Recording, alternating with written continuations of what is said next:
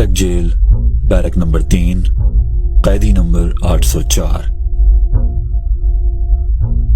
جرموں کی ایک طویل فہرست۔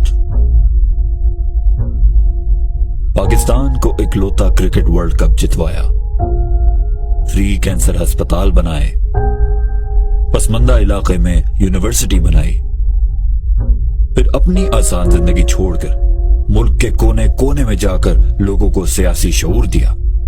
یہ بہت بڑے جرم ہیں۔ تم کو آزاد نہیں چھوڑا جا سکتا۔ تم طاقتور کو قانون کے نیچے لانا چاہتے ہو۔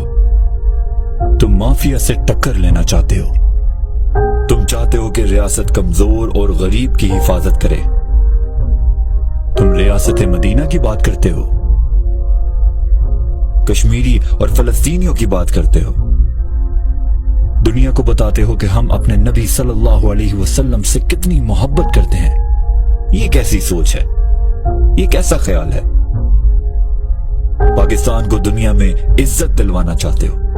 تمہاری جرت کیسے ہوئی کہ پاکستان ایک آزاد اور خوددار ملک بنے؟ تمہاری جرت کیسے ہوئی کہ لوگوں کو بتاؤ کہ پاکستان ایک عظیم خواب تھا؟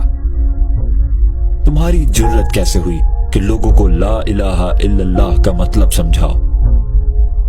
تمہاری جرت کیسے ہوئی کہ لوگوں کو حق کے لیے اور ظلم کے خلاف کھڑا ہونے کی باتیں کرو؟ تمہاری جرت کیسے ہوئی کہ لوگوں کو ایک بہتر پاکستان کی امید دو؟ یہ بہت بڑے جرم ہیں۔ یہ بغاوت ہے۔ ہاں، تمہیں جیل میں بند کر کے رکھنا ہوگا۔ تمہاری آواز بند کرنی ہوگی۔